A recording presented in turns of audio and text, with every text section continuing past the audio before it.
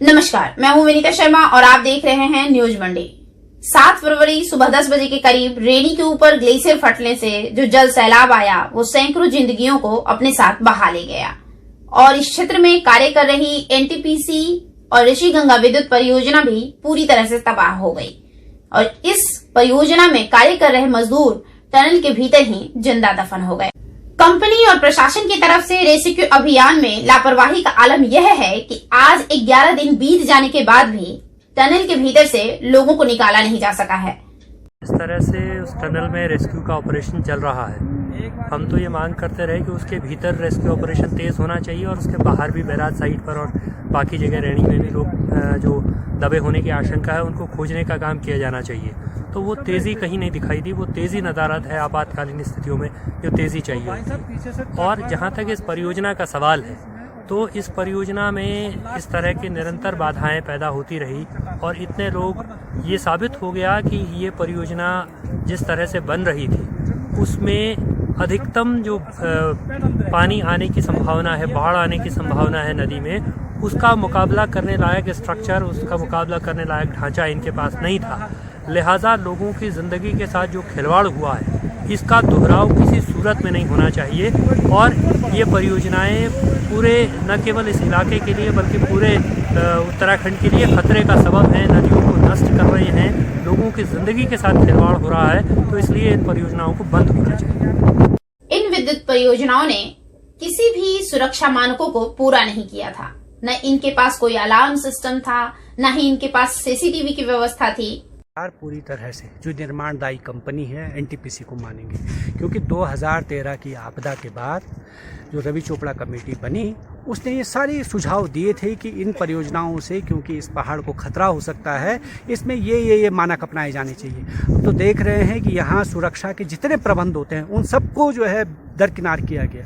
कोई सुरक्षा का मानक पूरा नहीं किया गया है, ना कोई अलार्म सिस्टम नहीं है, कोई सीसीटीवी सिस्टम नहीं है। अगर ये सब सिस्टम यहाँ होते तो ऋषि गंगा से यहाँ तक पहुँचने में, तपोवन विष्णु घाट परियोजना के बैराज तक पानी पहुँचने में कम से कम 15 मिनट लगा है।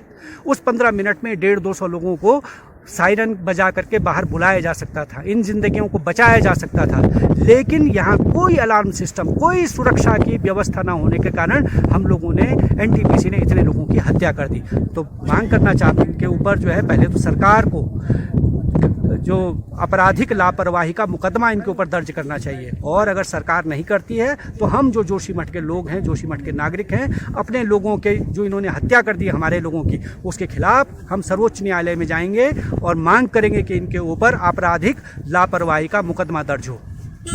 आज स्थिति यह है कि रेस्क्यू अभियान सिर्फ टनल तक ही सीमित होकर रह चुका है। आसपास के क्षेत्र में मलबे में दबे लोग, उन लोगों को ढूंढने की कहीं से भी कोशिश नहीं की जा रही है। ना ही प्रशासन की तरफ से, ना ही कंपनी की तरफ से उन्हें ढूंढने में कोई रुचि दिखाया जा रहा है और परिजन जो दूर दूर से आकर वहां जमे पड़े हैं, डटे पड़े हैं पिछले 11 दिनों से, वो परेशान हैं कि किस तरीके से उनके अपने आदमी के बारे में उन्हें खबर मिले या फिर उनका शव मिले या कहीं से भी उनको ढूंढा जा सके। हमारे रिपोर्टर नवीन भंडारी ने जब वहां के स्थानीय लोगों और परिजनों से पूछताछ की तो सुनिए वहां परिजनों ने क्या कहा। मैं बिहार पटना से आया हूँ और मेरे यहाँ पे कजन ब्रदर हैं, ब्रदर इन लॉ हुए मनीष कुमार और इंजीनियर मनीष कुमार, और जैसे कि बताया जा रहा है कि वो यहीं पे दबे हुए हैं। नॉट ओनली वो अकेले यहाँ पे दबे हुए हैं, यहाँ पे है 100 से 150 लोगों की टीम यहाँ पे दबी हुई है और 150 लोगों की टीम होने के बाद प्रशासन जो है सो अभी तक सो रही है, अभी तक प्रशासन सो रही है। आप यहाँ पे देख सकते हो एक सिंगल फावड़ा से कोई एक मिट्टी भी इतना सा भी कोई नहीं उठा पाया है। क्या आपको वो 150 लोगों के लिए कोई सिंपैथी नहीं है इनके पास? क्या वो 150 लोग जो है सो अपनी इनके कुछ नहीं लगते?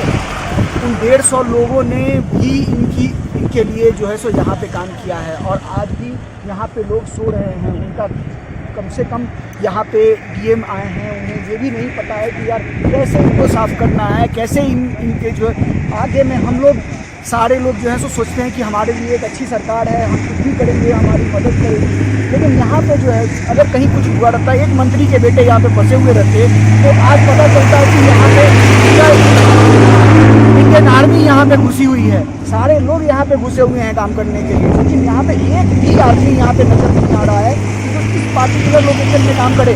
आज 8 दिन हो गए हैं, पूरे 8 डेज आज हो गए हैं, संडे है, संडे के दिन ये आया था। और आज 8 दिन होने के बावजूद भी यहाँ पे आप दिखाओ, यहाँ पे एक भी कोई भी काम अगर हुआ हो तो मेरे को कुछ बता दो। क्या 8 दिन में यहाँ पे कुछ भी नहीं हो सकता था?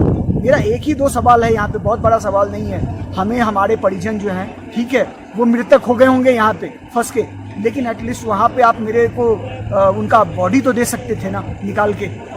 हम ये नहीं मान के चल रहे हैं आज के डेट में कि वो जिंदा होंगे। हमें पता है कि अगर यहाँ पे वो होंगे तो मर गए होंगे, अगर वो टनल में किसी हिसाब से भाग पाए होंगे तो वो जिंदा होंगे।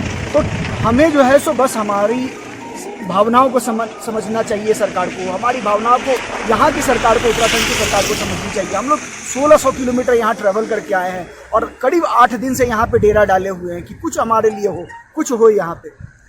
तो यही चीज़ें हैं जो हम लोग आपके सामने हम लोग बता पा रहे हैं। और तो सारी न्यूज़ मीडिया वाले आ रहे हैं, डेली पूछ रहे हैं हमसे कि क्या कैसे, डेली न्यूज़ हमसे लेते, बात करते हैं, लेकिन कोई भी दिखा नहीं पाता है। सिर्फ वो पता नहीं मीडिया बिकी हुई है न क्या है, कोई बस भाई साहब इसे। मेरा नाम मृत्युंजय कुमार है, मैं पटना से आया हूँ। मेरा भाई इंजीनियर मनीष कुमार, वो मेटल एंड इंफ्रा प्रोजेक्ट में काम करता था। उस दिन हादसे के दिन वो यहीं पे ये डैम साइड के ये एसएफटी के पास काम कर रहा था, गेट का इरेक्शन कर रहा था। उसके साथ उसके 12-14 लोग और थे। इसके अलावा ऋतिक कंपनी के करीब 100 लोग यहाँ थे, तो करीब 125 से 150 लोग। और अचानक ये हादसा हुआ और ये लोग इसमें दब गए। जैसा यहाँ पर तकदर्शी लोग जो यहाँ के लोग हैं या हमारे भाई का जो ड्राइवर था वो बताया, तो मेरा अभी तक आज 8 दिन पूरा बीत गया, पूरा 8 दिन बीत गया, लेकिन इस जगह से एक टोकरी मिट्टी भी यहाँ की प्रशासन और एनटीपीसी वाले नहीं हटा पाए। तो कम से कम हम इतनी दूर से आए हैं, तो हमारे बच्चे का अगर जिंदा नहीं आप दे सकते हो तो उनकी बॉडी तो कम से कम हमें दे सकते हो। हमें ये नहीं समझ में आ रहा है कि 8 दिन से आखिर प्रशासन ये एसएफटी की तरफ क्यों नहीं ध्यान दे रही है। क्या कर रहे हैं लोग? टनल में रेस्क्यू चल रहा है, ये सच्चाई है कि टनल में रेस्क्यू चल रहा है और चलना भी चाहिए। वहाँ भी 35-40 बच्चे फंसे हुए हैं, उनको भी निकलना चाहिए, लेकिन इसके साथ और टीम बुलाना चाहिए और टीम को लगा के इसका भी सफाई करना चाहिए कि कम से कम किसी भी परिस्थिति में भगवान के गोद में बैठा हुआ कोई एक बच्चा जिंदा निकल जाए। अगर नहीं भी निकलता है तो उनके परिजन को या हमें अपने कम से कम भाई का डेड बॉडी तो मिल जाएगा, ले जाके हम अपने रीति रिवाज के अनुसार